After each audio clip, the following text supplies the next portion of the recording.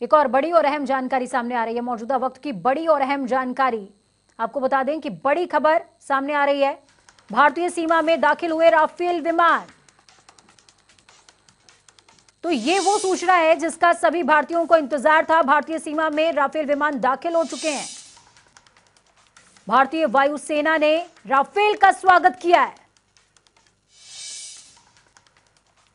वायुसेना के control room ने किया स्वागत। थोड़ी देर में अंबाला पहुंचेंगे राफेल विमान। हालांकि मौसम विभाग की तरफ से अलर्ट जारी किया गया है कि बारिश हो सकती है, बारिश की संभावना जताई गई है। ऐसे में बैकअप के तौर पर जोधपुर एयरबेस को तैयार रखा गया है। भारतीय वायुसेना ने राफेल का स्वागत किया है और क्यों किया है ये आपको बता रहे हैं, क्योंकि वो क्षण आ गया जिसका सभी भारतीयों को इंतजार था। वायुसेना के बेड़े में शामिल होने के लिए राफेल भारतीय सीमा में दाखिल हो चुका है। थोड़ी देर में अंबाला पहुंचेंगे राफेल विमान। आपको बता दें 36 राफेल विमानों की को लेकर के Naval Warship Delta 63, Arrow Leader, many thanks. Most reassuring to have an Indian warship guarding the seas. Arrow Leader, Delta 63, may you touch the sky with glory. Happy landings. Delta 63, Arrow Leader, wish you fair winds. Happy hunting over and out. तो 17वीं squadron जिसका नाम होगा golden arrow. तो आपने arrow leader का नाम इस command में सुना होगा। एरो लीडर यानी कि वो तमाम लोग जो कि इस स्क्वाड्रन के लीडर के तौर पर हैं, विमान के जो है उड़ाने वाले हैं, उनको एरो लीडर के तौर पर संबोधित किया गया है। भारतीय वायुसेना ने राफेल का स्वागत किया है एरो लीडर बोल करके, और ये कहा है कि ये हम उम्मीद करते हैं कि भारत की जो वायु सीमा है इसमें दाखिल होते हुए आपको काफी प्रसन्नता हो रही होगी, और होगी भी, क्यों नहीं, क्योंकि भारतीय वायुसेना के बेड़े में ब्रह्मास्त्र जो दाखिल हो रहा है, तो वो क्षण करीब आ गया। कुछ ही देर में अंबाला एयरबेस पर लैंडिंग हो जाएगी राफेल विमानों की। भारतीय वायुसेना के लिए ब्रह्मास्त्र, वो ब्रह्मास्त्र जो दुश्मन को नस्तेनाबूद कर देगा। तो आपको बता दें इनमें जो 5 राफेल भारत को डिलीवर किए हैं फ्रांस ने, उनमें से 2 विमान ऐसे हैं जो कि डबल सीटर हैं। डबल सीटर की भूमिका समझिए। डबल सीटर वो विमान होते हैं जो कि ट्रेनिंग पर्पस से होते हैं, यानी कि एक सीखने वाला व्यक्ति मौजूद होता है, दूसरा गाइड करने वाला इस विमान के अंदर मौजूद होता है। और 3 विमान ऐसे हैं जो कि सिंगल सीटर हैं, यानी कि इसमें सिर्फ पायलट मौजूद होता है।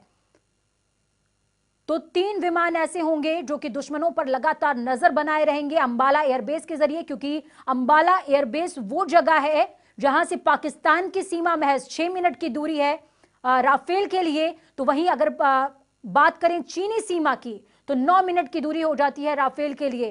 तो अहम जानकारी मौजूदा वक्त की सामने आ रही है कि भारतीय वायु सीमा में दाखिल हो चुका है राफेल, और इसका जो स्वागत है वो भारतीय वायुसेना ने किया है। तो ये आपको पहली तस्वीर दिखा रहे हैं भारतीय वायु सीमा में दाखिल होने के बाद राफेल की।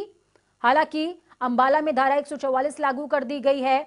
वीडियो उतारने पर और फोटो लेने पर पूरी तरीके से बैन लगाया गया है, लेकिन लोग कहां मानने वाले हैं। वो अपनी छतों पर खड़े हैं और चाहते हैं कि सबसे पहले जो झलक है राफेल की वो उनकी नजरों में कैद हो जाए, क्योंकि अंबाला के लिए ही नहीं बल्कि पूरे प्रदेश के लिए ऐतिहासिक क्षण है ये। Indian Naval Warship Delta 63, welcome to the Indian Ocean. Naval Warship Delta 63, Arrow Leader, many thanks. Most reassuring to have an Indian warship guarding the seas. Arrow Leader, Delta 63, may you touch the sky with glory. Happy landings. Delta 63, Arrow Leader, wish you fair winds. Happy hunting over and out. तो ताजा जानकारी के लिए भविष्य त्यागी हमारे सहयोगी जुड़ चुके हैं, न्यूज रूम से लाइव जुड़े हैं। भविष्य भारतीय वायु सीमा में दाखिल हो चुका है राफेल, ब्रह्मास्त्र है भारतीय वायुसेना के लिए और तमाम उन लोगों के लिए चेतावनी की तरह है जो भारत की तरफ आंख उठाने की जरूरत करते हैं। बिल्कुल, जैसा आपने कहा पूजा कि फिलहाल जिस तरह से चीन के साथ विवाद चल रहा है और पाकिस्तान की तरफ से भी लगातार कई ऐसी घटनाओं को, वारदातों को अंजाम दिया जाता है, चाहे सीज फायर वायलेशन हो या फिर आतंकी गतिविधि जम्मू कश्मीर में जो चल रही है, उन तमाम चीज़ों के बीच आज वो एक मुकाम हासिल होने वाला है भारतीय वायुसेना को, या यूं कहें कि पूरे देश को, क्योंकि एक लंबे वक्त से इंतजार था पूरे देश को वायुसेना को रफाल लड़ाकू जेट का। और अब से कुछ ही देर बाद, कुछ ही मिनटों बाद जो है अंबाला के एयरबेस पर ये 5 लड़ाकू विमान जो हैं, रफाल फाइटर जेट जो हैं, ये भारतीय वायुसेना को मिल जाएंगे। अंबाला एयरबेस पर खुद air chief marshal RS Bhadauria इनका स्वागत करेंगे। आपको बता दूं पूजा की वाटर कैनन से 5 रफाल लड़ाकू जेट का जो है स्वागत होना है। और क्योंकि काफ़ी खास क्षण है, क्योंकि हरियाणा के गृह मंत्री हैं अनिल विज, वो भी ये बात कह चुके हैं कि अगर कोरोना काल ना होता तो भव्य स्वागत किया जाता, सेलिब्रेशन अलग तरीके से होता, लेकिन फिलहाल जो जोश है वो फिलहाल पूरे देश का हाई है। जी बिल्कुल, जोश आई है भविष्य, और साफ तौर पर ये जोश नजर आ रहा है अंबाला वासियों में भी, क्योंकि धारा 144 लागू कर दी गई है। उसके बावजूद फोटोग्राफी पर बैन है, वीडियोग्राफी पर बैन है, लेकिन उसके बावजूद लोग अपनी छतों पर खड़े हैं, सुबह से ही इंतजार कर रहे हैं कि पहली जो झलक है राफेल की वो मिस नहीं होनी चाहिए। बिल्कुल, देखिए पूजा, क्योंकि सुरक्षा को लेकर जो चीज़ें की जा रही हैं, एहतियात तमाम बढ़ते जा रहे हैं। जैसा आपने बताया कि फोटोग्राफी और वीडियोग्राफी पर जो है रोक लगाई गई है। इसके अलावा नो ड्रोन जोन भी बनाया गया है। धारा 144 लागू की गई है ताकि किसी भी तरह की ऐसी परिस्थिति ना हो जिससे लैंडिंग जो है इन फाइटर प्लेन्स की बाधित हो या सुरक्षा को लेकर कोई कॉम्प्रोमाइज़ जैसी स्थिति यहाँ पर हो। क्योंकि देखिए, जब UAE से उड़ान भरी, UAC जब गुजरे ये 5 फाइटर प्लेन्स, तो उस वक्त कहीं ना कहीं एक सिक्योरिटी अलर्ट था। 5 फाइटर्स प्लेन्स को, या यूं कहें कि इनके जो पायलट्स हैं उनको कवर लेने के लिए भी एक कहा गया था। हालांकि इसको लेकर उड़ती उड़ती खबरें हैं, क्योंकि ईरान की तरफ से 3 बैलिस्टिक मिसाइल्स दागी गई थी खाड़ी में, जो जिनका निशाना अमेरिकी एयरबेस था, जो कि जिस एयरबेस पर मौजूद थे हमारे fighter planes, Rafale fighter planes, उसके काफ़ी नज़दीक भी बताया जा रहा है। हालांकि इसको लेकर भी पुख्ता जानकारियां नहीं मिल पाई हैं। अलग अलग टूटी टूटी खबरें निकलकर सामने आ रही हैं, कुछ कुछ इन्फॉर्मेशन सामने आ रही है, लेकिन पुख्ता तौर पर अभी कुछ स्थिति साफ नहीं है। लेकिन उसके बावजूद आपको यहाँ पर एक रोकना सेफ चाहूंगी, पैसेज मिला, एक सेफ पैसेज एक ऑडियो हमारे पास मौजूद है जो हम दर्शकों को सुनाना चाहेंगे। आपसे चर्चा को आगे बढ़ाएंगे। Indian naval warship Delta 63, welcome to the Indian Ocean. Naval warship Delta 63, Arrow Leader, many thanks. Most reassuring to have an Indian warship guarding the seas.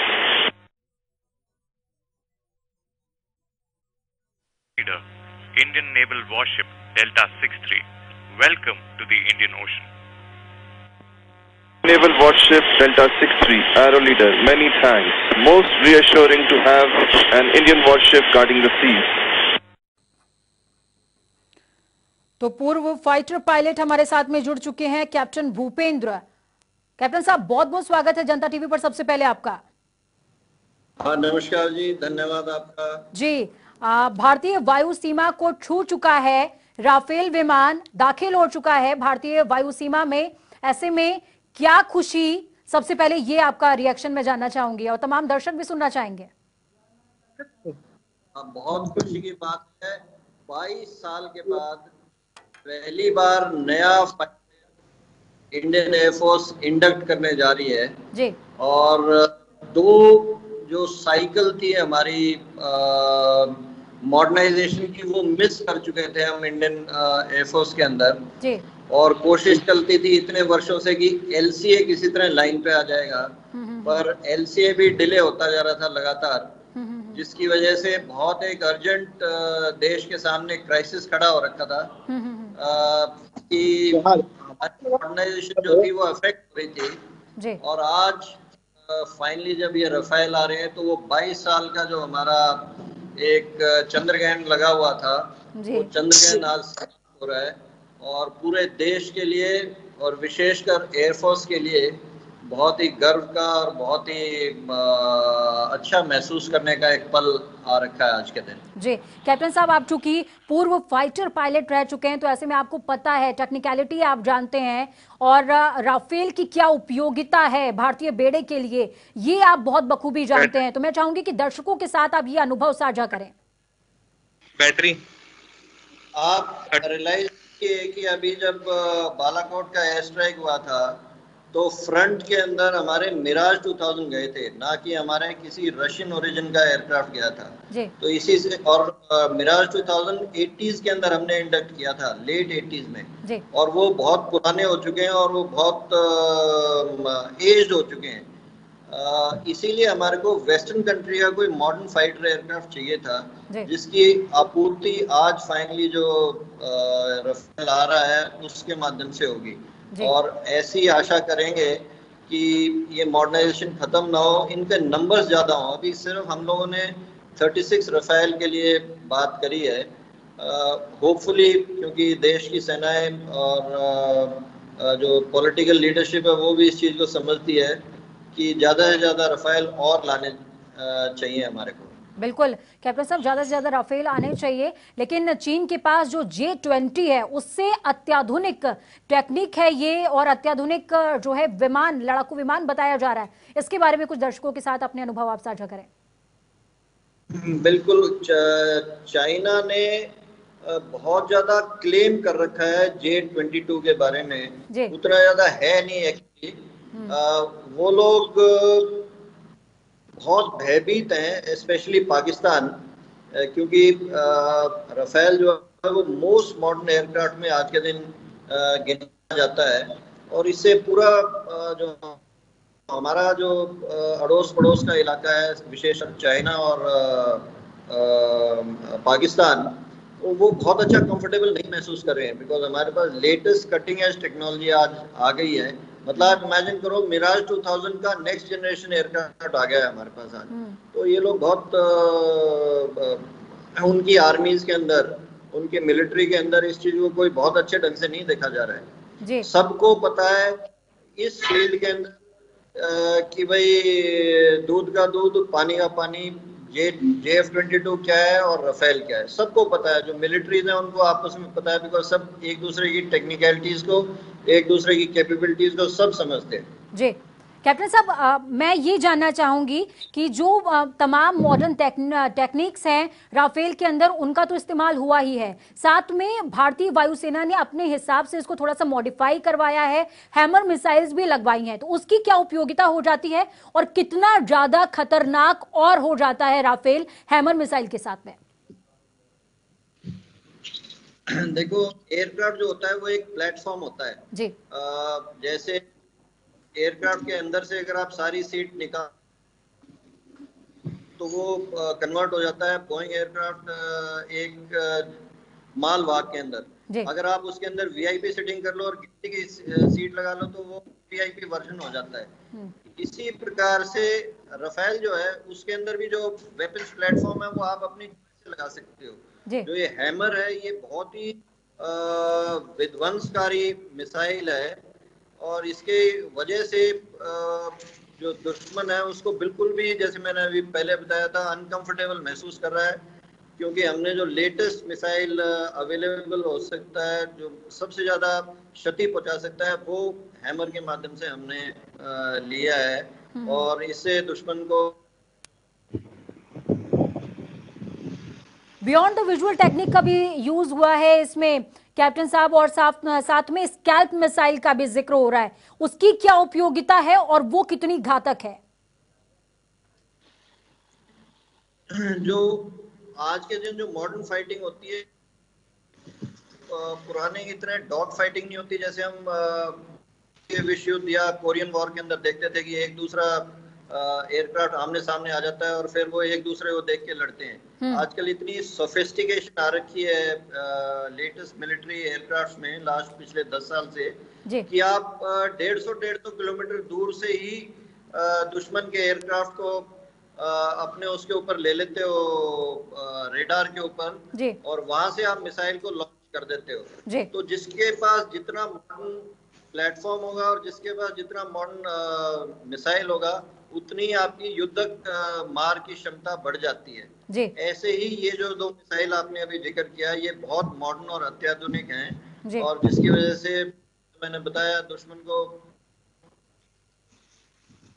Comfortable, बहुत ज्यादा अनकंफर्टेबल फील कर रहा है, विशेषकर अनकंफर्टेबिलिटी का जिक्र आपने किया है कैप्टन साहब, तो हमारे सहयोगी भविष्य त्यागी न्यूज रूम से जुड़े हुए, तो उन्होंने साफ तौर पर इस बात का भी जिक्र किया है कि जब डफार एयरबेस में जो है फ्यूलिंग का काम चल रहा था राफेल का, तो उस दौरान उस टाइम लिमिट के आसपास जो है कई सारी मिसाइल्स दागी गई हैं ईरान की तरफ से, और तमाम जो और देश है उनकी तरफ से मिसाइल दागी गई। हालांकि इस बात की पुष्टि जनता टीवी नहीं करता है कि इसमें कितनी सत्यता है, लेकिन टूटी टूटी इस तरह की खबरें निकल करके सामने आ रही हैं कि टारगेट किया जा रहा है राफेल को।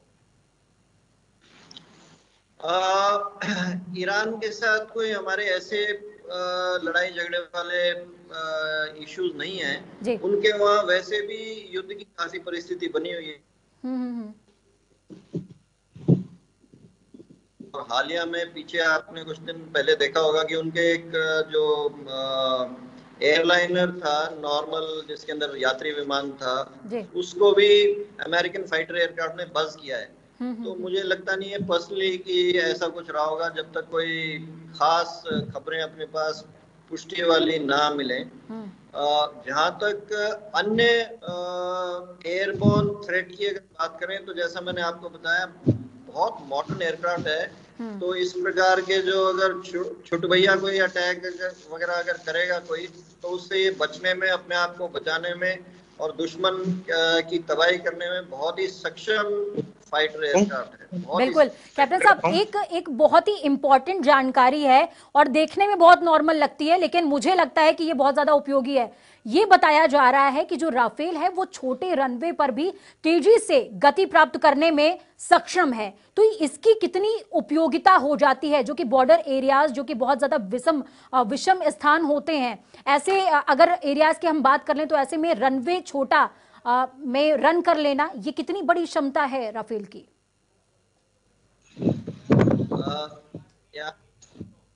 पॉइंट निकाला, जो एयरक्राफ्ट होता है वो कोशिश उसकी ये रहती है कि छोटे से छोटा जब मैन्युफैक्चर, एक कैपेबिलिटी ये भी देखी जाती है कि कितने छोटे और रफ अनयूज रनवे से टेक ऑफ और लैंडिंग कर सके। तो उस दृष्टि से ये बहुत अच्छा एयरक्राफ्ट है। और हिल्स के अंदर, मतलब पहाड़ों के अंदर हमारे पास कई जगह पे बड़े छोटे रनवे हैं, जैसे उत्तराखंड के अंदर चिन्याली सौड़ एक है, गौचर एक है, पिथौरागढ़ के अंदर अभी बना है। तो यहाँ से बॉर्डर का डिस्टेंस तो बहुत ही कम है, और इस एयर दे चुका है। और सबसे अहम यही एक कैपेबिलिटी, यही एक पाकिस्तान चाइना को बन जाता है कि हम इतनी नजदीक लाके इतने छोटे रनवे से भी हम इसको ऑपरेट कर पाएंगे। बिल्कुल, छोटे रनवे से भी ऑपरेट कर पाएंगे। और कैप्टन साहब, एक और मैं जानकारी आपसे चाहूंगी कि ऐसा हालांकि कहा जा रहा है कि गलवान घाटी के बाद, गलवान घाटी में एक तरफ मुद्दा सुलझता हुआ नजर आ रहा है, तो दूसरी तरफ अगर हम हिमाचल प्रदेश के किन्नौर क्षेत्र की बात कर लें, तो वहां पर तांग एक सीमावर्ती गांव पड़ता है, जो कि अंतर्राष्ट्रीय सीमा से महज 30 किलोमीटर की दूरी पर है। वहां पर कुछ एक्शन देखने को मिल रहा है चीन की तरफ से, सड़क का निर्माण कार्य एक बार फिर से शुरू कर दिया गया है। ऐसे में क्या चीन के लिए ये वाकई सख्त संदेश है? देखो, जो रफेल आया है इसकी पहले से ही चल रही थी, गवर्नमेंट ऑफ आना ही था, परंतु ये टाइमिंग जो है, इस गलवान घाटी और चीन के साथ जो आज के दिन स्टैंड ऑफ हो रखा है, इस टाइम पे आना, चीन को मालूम है कि अगर परिस्थिति ऐसी डेवलप होती है तो हम तुरंत एयर पावर को यूज करने में पीछे नहीं हटेंगे। हम पहले ये क्षमता अपनी दिखा चुके हैं, बालाकोट के अंदर एयर स्ट्राइक की, तो उनको मालूम है कि हमारे पास अब एक बहुत पोटेंट हथियार आ गया है रफेल के अंदर, जिसका तोड़ उनके पास नहीं है। बिल्कुल। तो इससे हमारा मनोबल बढ़ेगा, हमारी सेनाओं का मनोबल बढ़ेगा, वो भी खुले में। कैप्टन साहब, आपको यहाँ पर मैं 2 मिनट के लिए रोकना चाहूंगी। यहाँ पर मैं दर्शकों को हम दिखा दें कि जो तस्वीरें हैं, ये भारतीय वायु सीमा की तस्वीरें हैं। भारतीय वायु सीमा की हद में प्रवेश कर चुका है राफेल, और ये हम आपको पहली तस्वीरें दिखा रहे हैं, एक्सक्लूसिव तस्वीरें हैं ये, जो आप अपनी टीवी स्क्रीन पर देख पा रहे हैं। राफेल किस तरीके से बाज की तरह नजर आ रहा है, और यकीन मानिए भारतीय वायु बेड़े के लिए ब्रह्मास्त्र से कम नहीं है।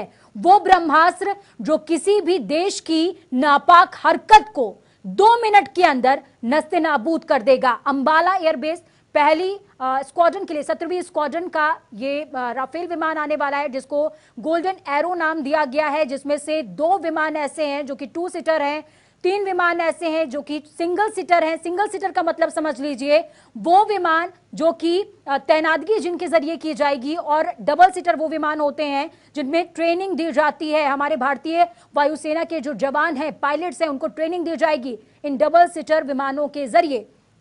तो कैप्टन साहब हमारे साथ में लगातार जुड़े हुए हैं, भूपेंद्र जी। कैप्टन साहब अपनी बात आप सबसे पहले पूरी करें। दर्शकों के साथ ये तस्वीर साझा करना बहुत ज्यादा जरूरी हो गया था, क्योंकि लगातार बेसब्री से सब इंतजार कर रहे हैं कि आखिरकार राफेल कब अंबाला एयरबेस को टच करेगा। आप ठीक कह रहे हैं जी। जो आप बता रहे थे कि भाई 2 सीटर और सिंगल सीटर जी। सिंगल सीटर तो स्ट्रेटवे जो फाइटर एयरक्राफ्ट होता है हर प्रकार से रेडी। 2 सीटर से भी युद्ध सारा का सारा किया जा सकता है जी। पर प्रमुख रूप से वो ट्रेनिंग के लिए होता है, क्योंकि अभी जब ये जो फर्स्ट बैच ऑफ पायलट्स आया है ये सारे के सारे इंस्ट्रक्टर्स हैं जी। और ये लोग वहां से जब यहाँ आएंगे तो यहाँ पे बाकी जो पायलट्स हैं उनको ये ट्विन वाला सीटर जो एयरक्राफ्ट है इसको यूज करके बाकी पायलट्स को यहाँ पे ट्रेनिंग देंगे, क्योंकि ऐसा तो पॉसिबल नहीं है कि सब 100% एयरफोर्स के पायलट्स फ्रांस के अंदर जाके ट्रेन हो। तो इसलिए 2 सीटर की आवश्यकता हो जाती है। हर फाइटर स्क्वाड्रन के अंदर 2 2 सीटर एयरक्राफ्ट होते हैं। वो इसीलिए होती है ताकि आपकी रिफ्रेशर ट्रेनिंग और जो आपकी बेसिक ट्रेनिंग है वो लगातार चलती रहे जी। पर ऐसा नहीं है कि इसको आप युद्ध के अंदर इस्तेमाल नहीं कर सकते। इसके अंदर सारी वो कैपेबिलिटी होती है जो एक सिंगल सीटर के अंदर होती है, इसीलिए इसको ट्रेनिंग के लिए इस्तेमाल करते हैं। जी कैप्टन साहब, हालांकि पूर्व सैनिक से या फिर यूं कहें कि भारतीय जवान से ये सवाल पूछना सियासत से जुड़ा हुआ उतना जायज नहीं लगता, लेकिन मौजूदा वक्त में ये मजबूरी हो जाती है क्योंकि विपक्ष लगातार हमलावर है सरकार के ऊपर राफेल की खरीदारी को लेकर के, और तमाम विवाद एक बार फिर से जो है उठाए जा रहे हैं। ऐसे में उन तमाम लोगों को आपकी तरफ से क्या संदेश? एक बेसिक चीज समझिए जी, हमारे को कितनी आवश्यकता हो रखी थी। National security was at stake, कि राष्ट्रीय सुरक्षा खतरे के अंदर हो रखी थी। आप छोटे मोटे अपने लड़ाई झगड़ों के अंदर और राष्ट्र की सुरक्षा को आपने ताक पे लगा रखा था। पिछले 10 साल तक पिछली गवर्नमेंट थी, उन्होंने उनके टाइम से पहले की ये रिक्वायरमेंट हो रखी थी, क्राइसिस मोड के अंदर आ रखी थी।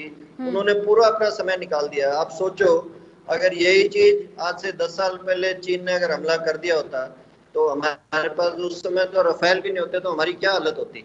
बिल्कुल। तो ये बड़ा खतरे का उस समय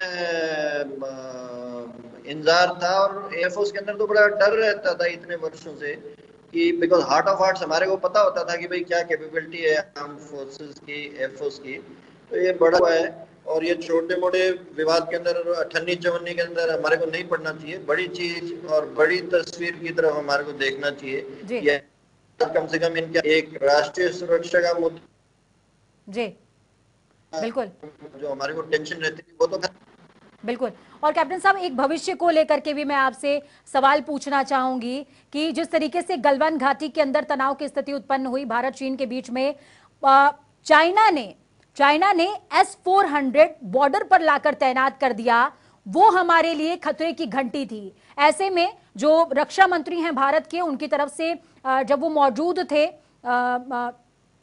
एक कार्यक्रम के दौरान उन्होंने S-400 की डिलीवरी जल्दी करने का जिक्र भी किया है। ऐसे में क्या आप सरकार से अपील करना चाहेंगे एज अ जवान भी, एज अ भारतीय नागरिक भी? हाँ बिल्कुल अपील करना चाहेंगे जी। हमारे दुश्मन के हिसाब से हमारी भी बराबर की कैपेबिलिटी होनी चाहिए, वैसे तो ज्यादा होनी चाहिए, तभी हम किसी ऐसी परिस्थिति के अंदर उनको मुंह तोड़ जवाब दे पाएंगे जी। नहीं तो कम से कम उनके बराबर जरूर होना चाहिए। मैं ये अपील करूंगा भारत सरकार से और प्रधानमंत्री जी से कि भाई जल्दी से जल्दी बगैर किसी रुकावट के जी। अब मैंने अभी आपको बताया था 5 साल लग गए हमारे को मॉडर्न एयरक्राफ्ट। कैप्टन साहब, आपके पास में वापस लौटूंगी और इस चर्चा को हम आगे और बढ़ाएंगे, लेकिन यहाँ पर फिलहाल वक्त एक छोटे से ब्रेक का हुआ है। ब्रेक के उस पार हम लगातार आपके साथ चर्चा को बनाए रखेंगे।